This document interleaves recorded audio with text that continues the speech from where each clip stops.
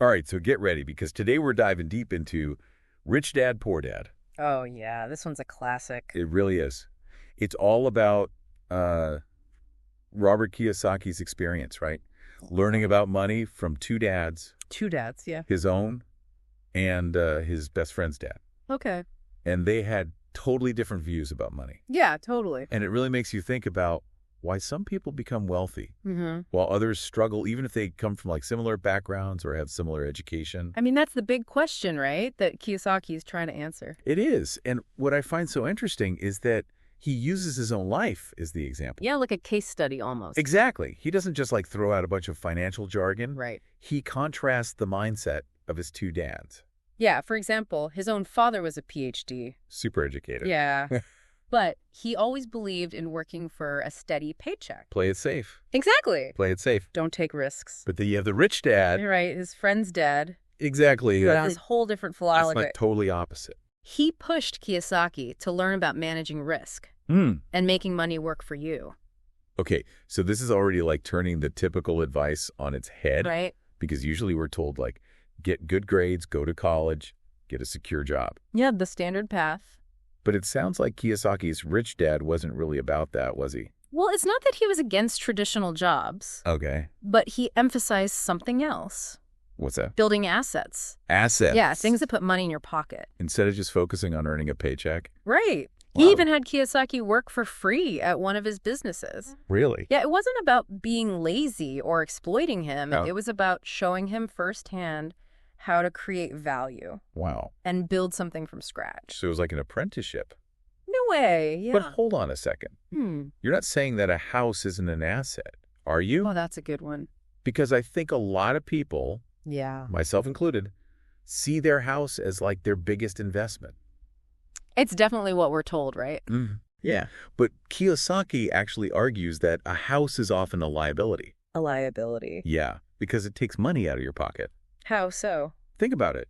You've got mortgage payments, property taxes, repairs. The list goes on and Well, on. yeah, those expenses add up. They do. Uh-huh. And there's this great story in the book where Kiyosaki actually draws a cash flow diagram. A cash flow diagram. Yeah, to show his own dad why their house was a liability, not an asset. That's wild. I know. And his dad was completely baffled. I can imagine. It really makes you question everything you've been told about home ownership. Right, because we're always told that, like, renting is throwing money away. Exactly. And owning a home is, like, this big financial goal. Right. But Kiyosaki flips that on its head. He really does. So if a house isn't necessarily the ultimate asset, Yeah. what did the rich dad steer Kiyosaki towards? Well, he highlighted real estate, but done differently. Differently how? Think about rental properties, Okay. where the rent covers all the expenses and puts money back in your pocket. Oh, so you're making money while you sleep. Exactly. Yeah. He also loved small cap stocks. Small cap stocks. Yeah, they're riskier, but they have huge growth potential. Mm-hmm. And there's this story about how he scored a quick profit by flipping a house. Flipping a house? Yeah, during a down market, Wow. which proves that it's not about luck. Right. It's about knowing how to spot opportunities and manage risk. Just like the rich dad taught him. Exactly. But honestly, jumping into real estate or the stock market can be really intimidating, I get it. especially when everyone's talking about a recession or market crashes. It's scary. So how do you get past that fear? That's a good question. Yeah.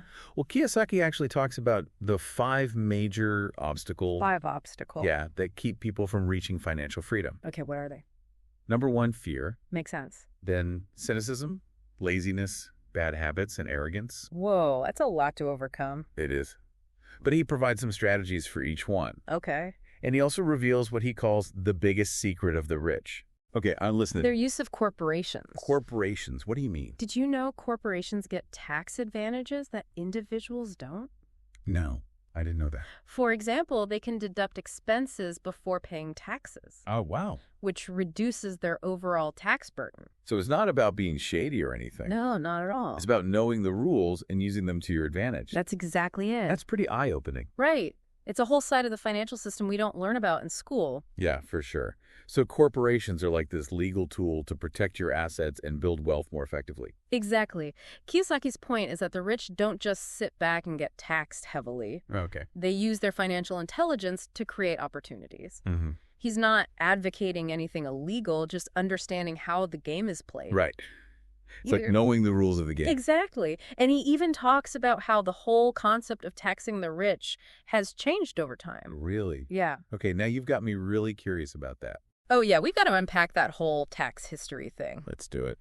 Okay, so Kiyosaki's argument is that in the beginning, taxing the rich was all about helping the poor.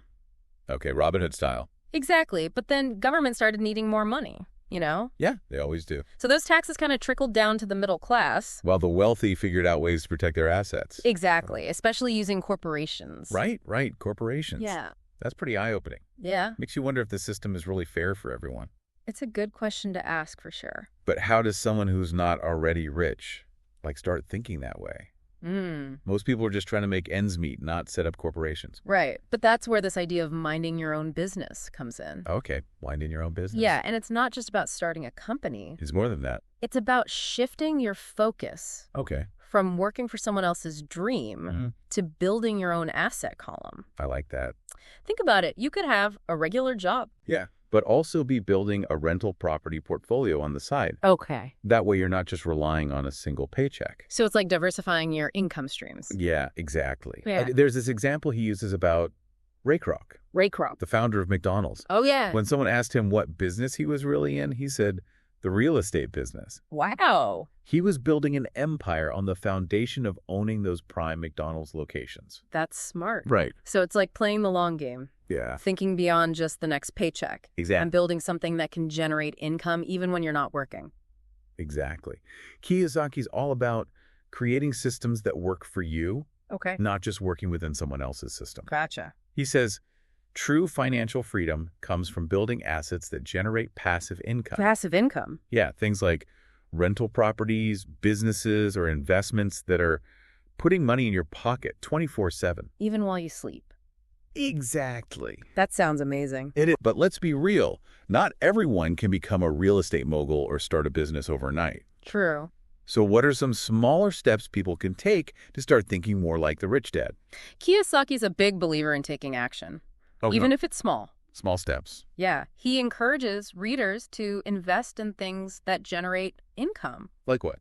like dividend-paying stocks, or even just starting a side hustle, Right. something that can bring in extra cash. Gotcha. Remember, he learned by actually doing, even taking on odd jobs that taught him valuable skills. So instead of just saving every penny, Yeah. which we're often told to do, Right. he's saying, put that money into work, make it grow. Exactly. He believes that saving alone isn't enough, Why not? especially with inflation eating away at the value of your money. Oh, yeah. Inflation's a real thing. It is. You need to invest even if it involves some risk. Risk is part of the game. It is. And it's not just about external actions. Okay. It's about changing your mindset. Mine's Yeah, the rich don't view money as something to just be spent or saved. They see it as a tool to create more wealth. It's like they're playing a different game entirely.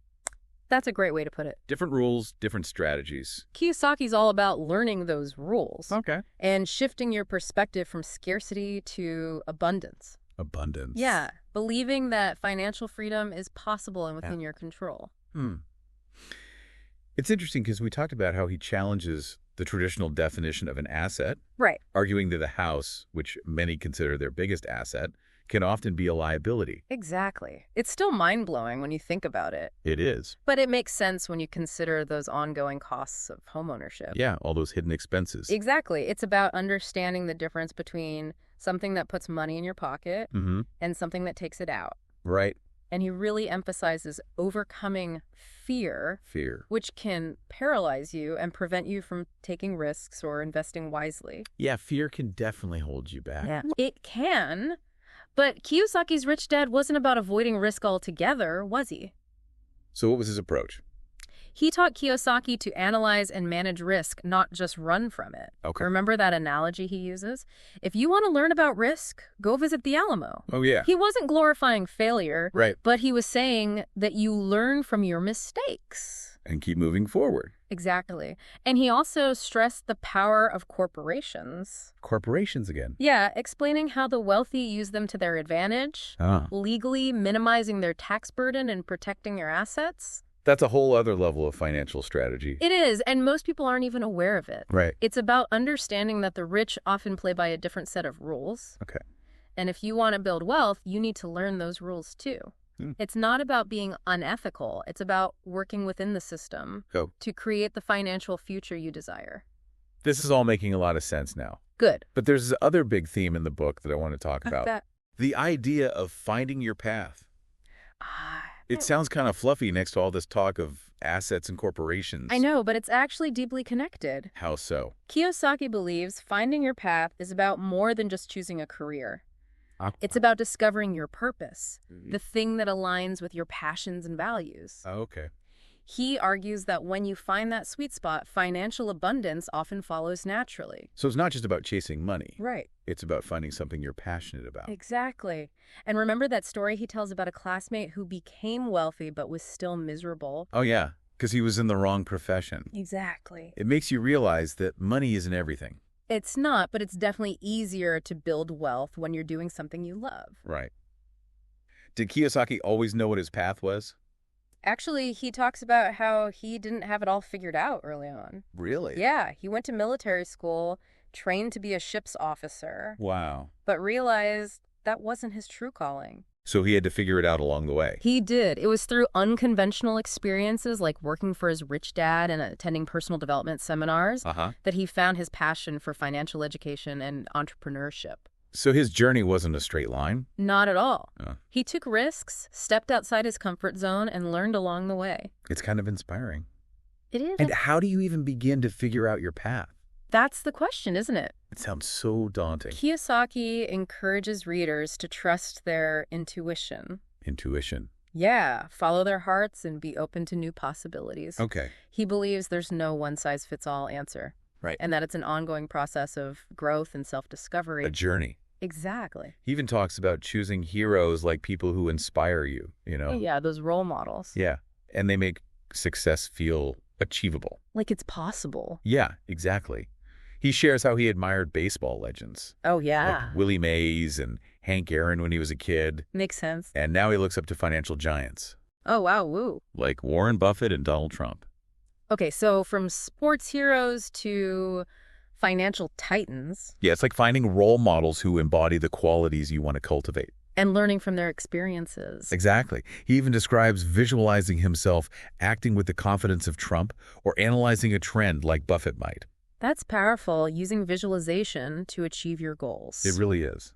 So, Rich Dad, Poor Dad, it's about so much more than just financial strategies, isn't it? It really is. It's about personal growth, mindset shifts, and creating a life that's fulfilling and financially secure. That's a great way to put it. Yeah. And, you know, throughout the book, Kiyosaki really emphasizes the importance of developing your financial intelligence. Yeah, that's key. So what exactly does that entail? Well, financial intelligence, as Kiyosaki describes it, it's a combination of several skills and talents, you know? Okay, what?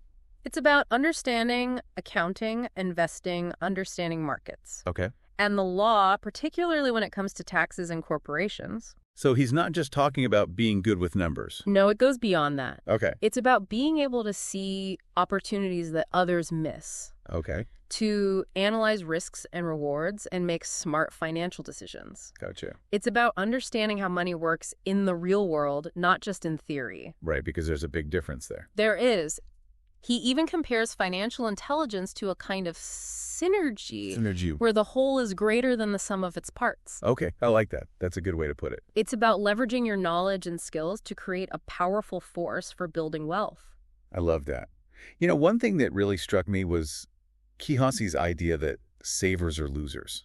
Oh, yeah, that's a controversial one. It is, because we're always told to save for a rainy day. Right.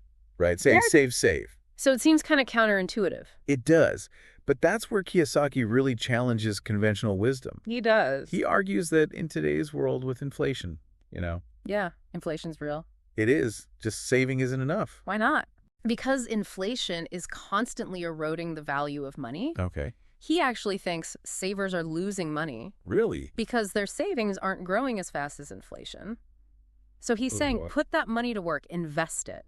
Right. Even if it means taking on some risk. Risk is part of the equation. It is. He believes investing, even if it's a bit scary, is essential for building real wealth. Okay. And reaching financial freedom. Right. So instead of just waiting for a rainy day, you're creating your own financial sunshine. I like that. That's a great way to put it. It's about shifting your mindset from scarcity to abundance. Exactly. Believing you can create wealth. Not just wait for it to magically appear. Exactly. And this all ties into his emphasis on understanding different types of income. Okay, different types of income. Yeah, he breaks it down into 3 categories. Okay, let's hear it. Earned income, passive income, and portfolio income. Okay, break those down for me. So earned income is your typical paycheck from a job. Okay, that's the one we're all familiar with. Right? Passive income comes from assets like rental properties or businesses. So things that generate money without you actively working at them all the time. Exactly. And then portfolio income comes from investments like stocks and bonds. Gotcha. So to really achieve financial freedom, you need more than just that earned income. Right. You need to build those streams of passive and portfolio income. It's like having multiple sources of income. Exactly. And Kiyosaki believes that relying only on earned income is setting yourself up for financial struggle. Why is that? Especially as taxes and the cost of living keep going up. Yeah, those things never seem to go down. Nope. He talks about how his own rich dad really drilled into him the importance of turning earned income into passive and portfolio income. Yeah. Creating a system where your money is working for you even when you're not. That's the dream, isn't it? It is. It really flips the script on how we usually think about work and wealth. It does. And it leads right into his cash flow quadrant, doesn't it? It does. It's Yeah. a framework that shows the 4 different ways people earn money. Okay, I'm intrigued. Break down these quadrants for me. Okay, so the 4 quadrants represent employee, self-employed, business owner, and investor. Okay, 4 different categories. Exactly. And the first 2, employee and self-employed, they're on the left side of the quadrant. Okay. That's where you're trading your time for money. The daily grind. Right. The right side is business owner and investor. Okay. That's where you're building assets that generate passive income and don't require constant work. So the goal is to move from the left side of the quadrant, Yeah. where you're essentially working for someone else, to the right side, where Yeah. you're building your own empire. Exactly. And Kiyosaki says the skills you need to be successful in each quadrant are different, They are. just like the mindset. Right. So knowing this is key to reaching your financial goals. It is. I'm seeing now how this all connects. You need that financial intelligence to make smart decisions, to build assets, to manage risk, to move through those quadrants. Exactly. It all works together. But so much of this seems to go against what we're taught in school, right? Yeah. Kiyosaki is very critical of traditional education Why is that? because it doesn't equip students with financial knowledge. He's right about that. He is. He's a huge advocate for teaching kids about money from a young age. I agree. So they don't have to learn these lessons the hard way like he did. Yeah, nobody wants that. Yeah. He even created that cash flow board game to make learning about money fun and engaging. It's brilliant. It's like sneaking in financial education. I love that. And it reinforces the idea that learning about money is a lifelong journey, It is. not a one-time class you take in school. Exactly. He stresses the importance of always learning constantly, seeking new knowledge, and adapting to the ever-changing world of finance. That's a great reminder, especially in today's world where everything moves so fast. It does. Rich Dad, Poor Dad. It's really a blueprint for personal growth mindset shifts and creating a life that's fulfilling and financially secure. This deep dive has been incredible. It It's helped solidify those key concepts from the book and shown how they can be applied to our lives. It's one thing to read a book.